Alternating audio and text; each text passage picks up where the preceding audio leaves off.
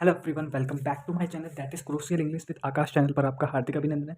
तो वैसे आज की इस वीडियो में मैं टॉप 20 ईडियम्स लेकर आया हूं जो आपके एसएससी सीजीएल के एग्जाम्स में मोस्टली टाइम रिपीट होती हैं और आगे भी होती रहेंगी। तो गाइस, अगर आप इस वीडियो को कंप्लीटली वॉच करते हो तो मैं गारंटी के साथ कह सकता हूं इन टॉप 20 ईडियम्स में से एक या फिर दो ईडियम्स आपको अपने एग्जाम्स में देखने के लिए जरूर मिल सकती है। तो चलिए guys, without wasting any single second video को स्टार्ट करते हैं अपने फर्स्ट वर्ड से। तो ये जो हमारा पहले मैं थोड़ा सा इसको एक्सप्लेन कर देता हूँ बेसिकली ईडियम्स क्या होते हैं। देखिए गाइस, ईडियम्स को अगर आप अच्छे से समझना चाहते हो ना, तो बेसिकली ईडियम्स किस चीज़ पर बेस्ड होते हैं, तो वो सिर्फ ओनली टू थिंग्स पर बेस्ड होते हैं, जो कि आपका फर्स्ट होता है इमोशंस, जो कि आप अपनी स्क्रीन पर देख रहे हैं, and the second one is feeling. तो इमोशन एंड फीलिंग्स के बेसिस पे ही आप ईडियम्स को अच्छे से समझ सकते हैं। तो चलिए अपने फर्स्ट वर्ड की तरफ चलते हैं, जो कि आपकी स्क्रीन पर है, अ ब्लेसिंग इन डिस्गाइज। तो ए ब्लेसिंग इन डिस्गाइज का मतलब होता है something that seems bad initially but turns out to be good in the end. तो कुछ ऐसी चीज़ जो आपको स्टार्टिंग में होते हुए तो बेहद ज़्यादा खराब दिख सकती है, बट जैसे जैसे समय बीतता है आपको उसकी असली महत्वता पता चल जाती है। यानी कि एक छिपा हुआ आशीर्वाद कह सकते हैं। कि कहते हैं ना, इंग्लिश में कहावत भी है कि what ever happens happens for a good. तो जो भी होता है अच्छे के लिए होता है। तो यहाँ पर इसका यही मतलब है कि कुछ चीज़ें ऐसी होती हैं जो स्टार्टिंग में तो आप होते हुए आपको थोड़ा हर्ट करती हैं, आपको लगता है कि गलत हो रहा है, बट एट द एंड जब उसका रिजल्ट आता है आपको तब उसका रियलाइजेशन होता है कि ये जो हुआ था अच्छे के लिए हुआ था।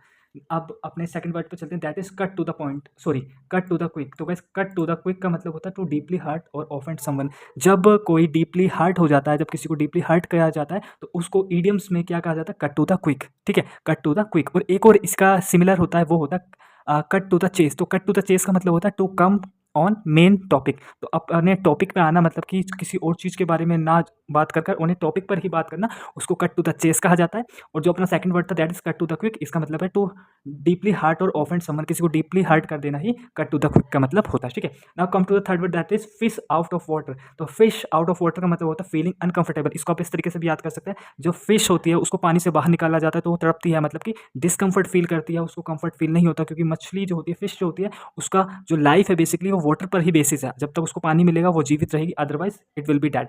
तो फिश आउट ऑफ वाटर का आप इस तरीके से समझ सकते हैं, जिसका मतलब होता है फीलिंग अनकंफर्टेबल और ऑकवर्ड इन अनफेमिलियर। और जैसे कि एक और होता है, जब हम किसी अनफेमिलियर लोग के सामने बैठ जाते हैं, मतलब जिनको हम नहीं जानते, तो उस टाइम पर भी हम डिस्कम्फर्ट फील करते हैं, वहाँ पर कंफर्टेबल नहीं फील करते।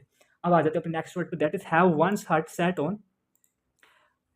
तो इसका मतलब to be determined to get something, to one's heart set on. तो इसको एक तरीके से कह सकते हैं अपने फोकस को एक तरफ ही निर्धारित करना, मतलब कि अपने गोल को सेट कर लेना ही मतलब होता है have one's heart set on. अपने दिल और दिमाग को एक तरफ फोकस रखना, उसको चार जगह ना घुमाना ही कहलाता है have one's heart set on, to be determined to get something. ठीक है, now come to the next topic, idiom. ये है कॉर्क अप समथिंग। तो कॉर्क अप समथिंग का मतलब है to fail to express your emotions. तो कुछ लोग क्या होते हैं, वो अपने इमोशंस, अपनी फीलिंग्स को बयां करने में कंफर्टेबल नहीं होते, मतलब कि अच्छे से एक्सप्लेन नहीं कर पाते। तो उसको ही कहा जाता है cork cork up something, to fail to express your emotions. अपने इमोशंस को एक्सप्रेस करने में फेल हो जाना क्या कहा जाता है, कॉर्क अप समथिंग। ठीक है, अब अपने नेक्स्ट वर्ड की तरफ आ जाते हैं। आपको स्क्रीन पर इसको जूम करके दिखा देता हूँ, ये रहा। सो ग्रीन में ब्रेक द आइस। तो ब्रेक द आइस होता है to start a conversation to make people feel comfortable. इसका मतलब होता है टू इनिशिएट समथिंग।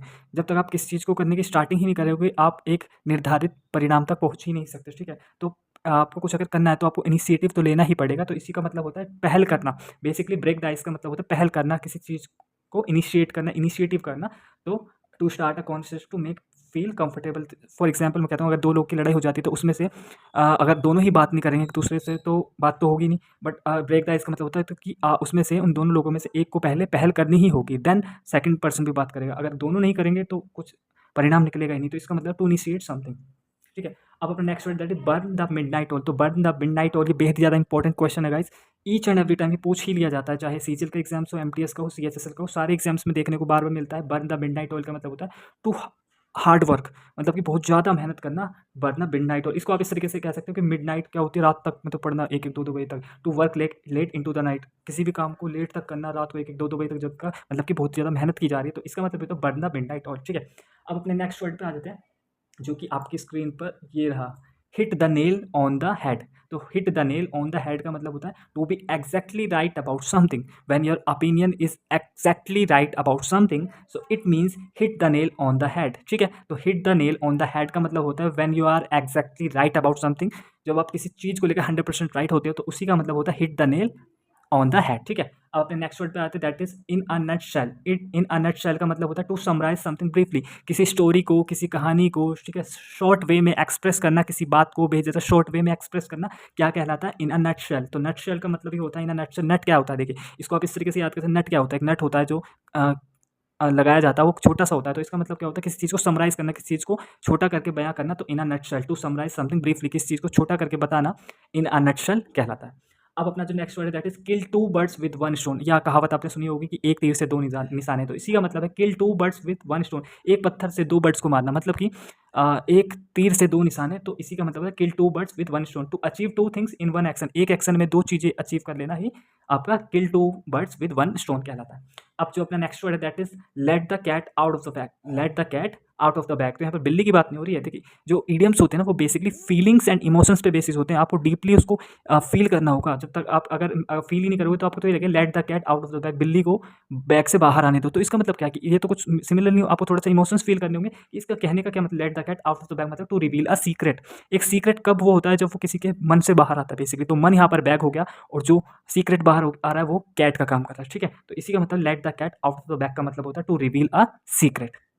अब जो अपना नेक्स्ट वर्ड है दैट इज मेक हेडवे, ठीक है, मेक हेडवे। तो बेसिकली मेक हेडवे का मतलब होता है to make progress in a task और एंड्यूवर। इसका मतलब मेक हेडवे का मतलब होता है कि किसी भी चीज़ में प्रोग्रेस करना, किसी भी चीज़ में तरक्की करना, किसी चीज़ में आगे बढ़ना, अपना प्रोग्रेस करना, मेक हेडवे। मेक का मतलब बनाना, हेडवे का मतलब होता है आगे की तरफ बढ़ना। तो मेक हेडवे मतलब प्रोग्रेस करना, ठीक है। अब जो अपना पीस ऑफ केक, तो पीस ऑफ क्या केक क्या होता है, देखिए यहाँ पर दो वर्ड में बताऊंगा आपको, बेहद ज़्यादा इंपॉर्टेंट है गाइस, फोकस के साथ सुनिएगा। तो पीस ऑफ केक का मतलब होता है एक केक का टुकड़ा, ठीक है, एक केक का टुकड़ा, something that is very easy. तो यहाँ पर केक का टुकड़ा इसका मतलब ये नहीं कुछ चीज़ छोटी सी है, इसका मतलब है something that is very easy. अब इसी का मैं अगर ऑपोजिट बताऊँ तो वो होता है hard nut to crack. Hard nut to crack का मतलब होता है, अगर क्वेश्चन में पूछ लिया जाए what is the meaning of this idiom hard nut to crack, which is that is something very hard to happen. कुछ चीज़ जो बेहद ज़्यादा हार्ड होती है वो हार्ड नट टू क्रैक होता है। और पीस ऑफ केक का मतलब होता है something that is very easy. One more time I am repeating, piece of cake का मतलब होता है something that is very easy. Okay, I hope you are getting what I am trying to say. Now come to the next point that is sink your teeth into. तो sink your teeth into का मतलब होता है to do something with great energy and enthusiasm. तो किसी चीज़ को भी ज़्यादा एनर्जी के साथ करना, उत्सुकता के साथ करना, उसको सिंक योर टीथ इनटू कहा जाता है, ठीक है। अब जो अपना नेक्स्ट वर्ड है अपना स्पिल द बीन। तो स्पिल द बीन्स का मतलब है to reveal a secret. To reveal a secret का मतलब होता है स्पिल द बीन्स, ठीक है। अब जो अपना नेक्स्ट वर्ड है that is at a cross roads. तो एट अ क्रॉस रोड होता है का मतलब at a point where difficult decision must be made. जब कुछ ऐसी चीज़ें होती है लाइफ में, जब दो चीज़ या फिर तीन चीज़ों के बीच में आप जगल कर रहे होते हो कि क्या चीज़ सही है क्या चीज़ नहीं है, चाहे वो करियर की बात हो, चाहे वो कुछ भी चीज़ हो सकती है। जब आप एट अ क्रॉस रोड पर होते हो, जब आपको कुछ भी समझ नहीं आता कि क्या चीज़ सही हो, क्या चीज़ सही है, क्या चीज़ गलत है, तो उसी को लिए बोला जाता है एट अ क्रॉस रोड। मतलब कि आप एक क्रॉस रोड हो, मतलब कि आप एक चौराहे पे खड़े हो जहाँ पर आपको 4 ऑप्शंस दिखाई दे रहे हैं। चौराहे का मतलब ये होता है 4 जगह से जाने वाला रास्ता। तो when you are standing on a cross road, जब आपके पास 4 ऑप्शन होते हैं, 5 चीज़ें दिखाई देती है, बट आपको समझ नहीं आता कि what is right for you, तो इसी का मतलब होता है एट अ क्रॉस रोड। जब एक आप दुविधा में पड़ जाते हो तो उसी को एट अ क्रॉस रोड कहा जाता है, ठीक है। अब जो नेक्स्ट वर्ड है that is by fits and starts. तो बाय फिट्स एंड स्टार्ट्स का मतलब होता है इन शॉर्ट इरेगुलर पीरियड। तो इसका मतलब होता है एक शॉर्ट इरेगुलर पीरियड, कुछ भी चीज़ निर्धारित टाइम पीरियड से नहीं होना। बाय फिट्स एंड स्टार्ट्स का मतलब कहा जाता है कि जब मर्जी कोई भी चीज़ कर दी, जब मर्जी कुछ चीज़ कर दी। तो इसी का मतलब होता है बाय फिट्स एंड स्टार्ट्स, कोई भी चीज़ रेगुलर बेसिस पे नहीं होना, टाइम टेबल के अकॉर्डिंग नहीं होना, बाय फिट्स एंड स्टार्ट्स कहा जाता है, ठीक है। अब जो अपना 17वां वर्ड है वो है क्लोज टू होम। तो क्लोज टू होम का मतलब होता है एक comment that is true and make someone uncomfortable. Close at home का मतलब होता है, देखिए अगर आप इसको ईडियम्स को ना, टू बी वेरी ऑनेस्ट अगर मैं बात करूँ तो ईडियम्स को ना कभी उसका ट्रांसलेट मत करना, क्योंकि देखिए इंग्लिश, क्योंकि गाइस एग्जाम्स में स्टूडेंट्स क्या करते हैं, ईडियम्स को ट्रांसलेट करते हैं, जो कि बिल्कुल ही गलत है, क्योंकि ईडियम्स तो बेसिस होते हैं इमोशन एंड फीलिंग्स के बेसिस पे। इसको कभी भी ट्रांसलेट के बेसिस पे आप कभी समझ ही नहीं पाओगे। अगर आप इसको ट्रांसलेट करोगे तो इसका मतलब होगा जैसे कि ये है क्लोज टू होम, तो क्लोज टू होम का मतलब होता है बंद घर। आप इसका क्या ही मतलब निकालोगे। अब देखिए क्लोज टू होम है एक कॉमेंट दैट इज ट्रू। एक कमेंट मतलब कि जब हम कहीं किसी भी वीडियो पे या फिर किसी की रील्स वगैरह पे कमेंट करते हैं, जो कि बेस होती है ट्रू पर, मतलब कि सही होती है, और बट किसी को अनकंफर्टेबल फील करा देती है, तो उसी को कहते हैं क्लोज टू होम, ठीक है। अब जो अपना 19वां वर्ड है वो है आउट ऑफ द ब्लू। तो आउट ऑफ द ब्लू का मतलब बहुत ज़्यादा इंपॉर्टेंट है। One more time I am repeating that this is very important class guys, don't miss any word and don't skip the class, okay. So out of the blue का मतलब होता है suddenly and unexpectedly. जो चीज़ें suddenly हो जाती है, जो हमारे वश में नहीं होती है, जो अनएक्सपेक्टेडली हो जाती है, जो हमने सोचा नहीं होता वो हो जाती है, तो उसी को आउट ऑफ द ब्लू कहा जाता है। ठीक है, आउट ऑफ द ब्लू बहुत ज़्यादा इंपॉर्टेंट क्वेश्चन है एग्जाम्स के लिए।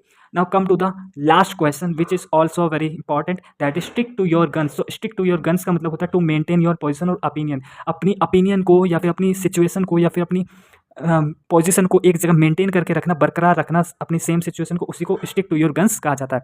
तो I wish this video would be very helpful to your upcoming exams like SSC CHSL, CGL and MTS. So thank you so much guys for watching this video completely, and if you are new on this channel, so don't forget to like, share and subscribe to my channel. Thank you everyone.